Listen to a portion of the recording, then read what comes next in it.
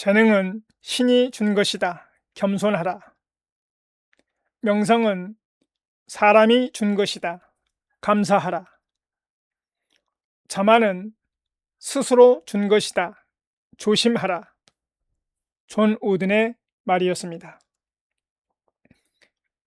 인생 후반전을 대하는 태도, 인후도 목요일은 사람 관계에 대해서 생각을 해보는 날입니다. 이번 주에는 부의 인문학 책에서 인사이트를 함께 나누고 있습니다. 오늘은 우리가 익히 들어봤던 그 파레토의 법칙에 대해서 얘기를 해보겠습니다. 80대 20 법칙이라고 우리가 많이 들어봤죠. 자, 빌프레도 파레토입니다. 이탈리아의 경제학자이고 사회학자입니다. 파레토의 최적 사고방식을 도입했습니다. 우리가 알고 있는 것은 나중에 나온 얘기입니다. 이거는 소득 분포의 불평등함을 경험으로 증명한 겁니다. 파레토의 최적이라고 알려진 겁니다. 마르크스나 사회주의자들이 주장하는 혁명이나 고상한 이념으로는 절대로 사회 전체의 복지나 후생을 증진시키지 못한다 하는 것을 수학적으로 증명했습니다.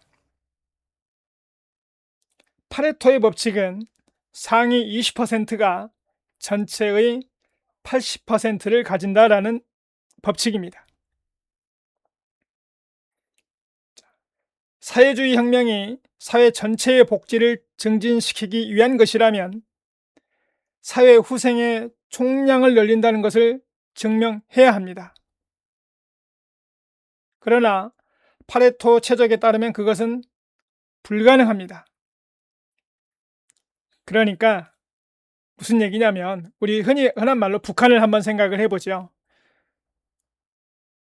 북한 사회주의가 이 복지를 증진시키기 위한다고 한다면 전체 쉽게 말해서 그 생산의 총량이 남한보다 높아야 되는 거잖아요. 쉽게 말하면.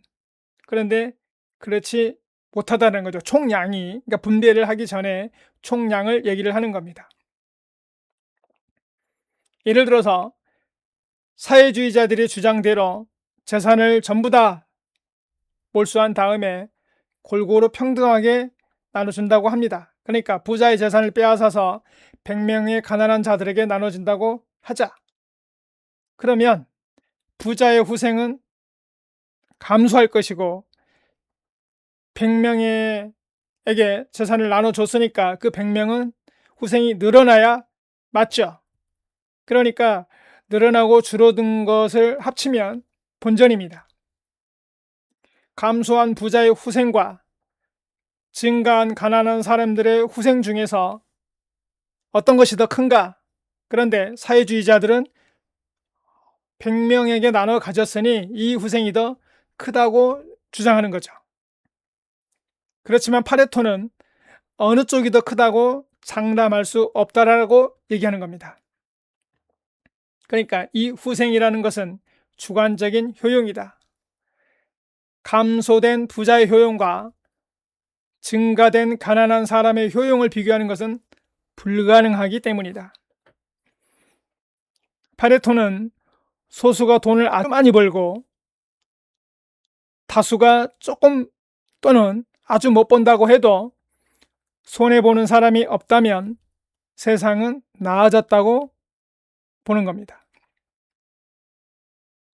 왜 그러냐면 손해를 본 사람은 아무도 없고 사회 전체적으로 보면 효용이 늘어났기 때문이죠.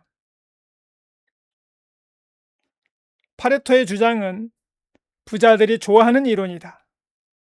하지만 평등한 세상을 꿈꾸는 진보주의자들은 파레토 최적을 향해 비판합니다. 파레토 체제를 수학적, 논리적으로 반박할 수는 없다. 하지만 우리의 감성이 그것을 받아들이기 또한 쉽지가 않습니다. 오늘날 사람들은 80대 20 법칙이라 불리는 파레토 법칙에 더 익숙하다. 파레토는 어떻게 이 법칙을 알아냈을까? 19세기 앵글로색슨족의 재산 분포를 조사했습니다. 그랬더니 상위 20%가 전체 부의 80%를 차지하고 있다는 사실을 알게 된 거죠. 파레토는 재산의 분포도가 시대와 나라와 상관이 없이 어디서나 비슷한 분포를 가지고 있다는 것을 발견해냅니다. 그런데 왜 하필 20대 80의 비율일까요? 그 이유는 정확히 알 수는 없지만 그냥 현실이 그렇다는 겁니다. 이 같은 사실에 80대 20 법칙이라고 이름 붙인 것은 파레토 자신이 아니고 후대 사람들이었습니다. 세상은 80대 20 법칙대로 흘러간다. 그렇다면 우리가 사는 세상에도 80대 20 법칙이 적용될까요? 실제로 세상이 80대 20 법칙으로 움직이고 있다고 주장하는 사람들이 있습니다. 기업들은 더 값싼 노동력을 찾아서 회로 공장을 옮기지요. 다국적 기업은 인건비가 싼 지역을 찾아서 계속 공장을 옮길 뿐만 아니라 세금을 줄이기 위해서 비과세 지역으로 아예 본사까지 옮기기도 합니다. 세계화 때문에 국경과 관세율이 낮아졌습니다. 이에 소비자들도 해외에서 직구를 통해서 물건을 구입할 수 있고 해외 어디에서든지 집으로 물건을 사들일 수 있는 시대가 되었습니다. 이제는 글로벌 1등 제품만 살아남는 그런 사회가 되었죠. 세계화 때문에 정부의 시장에 대한 통제력은 점점 사라지고 있습니다. 혁신과 자동화로 경제가 성장을 해도 고용이 없는 성장이 이루어지고 있는 거죠. 국내 중산층의 일자리가 사라지고 있습니다. 임금도 겨우 먹고 살 정도로만 받을 수 있게 되었고요. 세계화로 인해서 전 세계 인구 중에 20%만이 좋은 일자리를 가집니다. 그들은 안정적인 생활을 유지할 수 있지요. 하지만 나머지 80%는 그냥 숨만 쉬고 먹고 사는 세상이 될 거라고 추정합니다. 전체 인구 중 20%만 일해도 경제가 돌아가는 데는 아무런 문제가 없다는 뜻입니다. 그래서 세상은 20%의 부유층과 80%의 빈곤층으로 양분된다고 주장합니다. 지금부터는 제 생각입니다. 요즘에 흔히 말하는 K자라고 하죠. 예전에 우리가 보통 사람들이 꿈꾸는 아주 중산층이 두꺼운 세상, 그러니까 상위 잘 사는 사람들도 적고 밑에 사람들도 못 사는 사람들도 적고 그 중간을 이루는 중간층이 아주 두꺼운 사회가 건강한 사회라고 그랬죠. 그리고 그거를 추구하고 있고 많은 정치인들이 그걸 꿈꾸고 정책을 펼치잖아요. 그런데 현실은 K자로 가고 있는 거죠. 즉 아주 잘 사는 사람과 아주 못 사는 사람들로 분명히 양분화되고 있고 이거를 줄이려고 하는데 사실 이게 더 깊어지죠, 골이. 예, 그거는 이 자본주의 세상이 갖고 있는 근본적인 원인이라고 생각이 됩니다. 그러면 주식 투자자는 어떻게 대응해야 하나?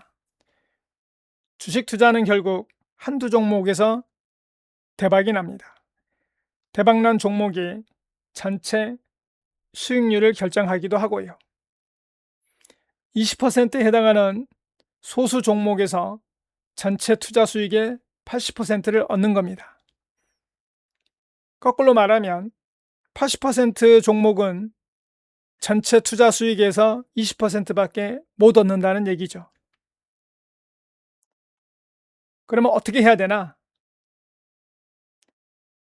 종목을 압축해서 한 5종목으로 정도로 줄인 다음에 분산 투자하는 겁니다. 그리고 그 중에서 수익이 난 종목은 얼른 팔아버리지 말고 추세가 꺾일 때까지 계속 보유해야 합니다.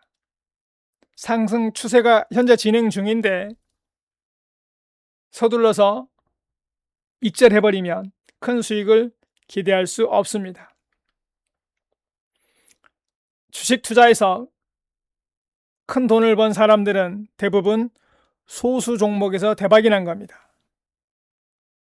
투자하는 종목 모두에서 수익률이 높았던 건 아닙니다. 피터 린치 역시 이렇게 주장했습니다. 꽃은 꺾어버리고 잡초에 물을 주는 어리석은 행동을 하지 말라 이겁니다.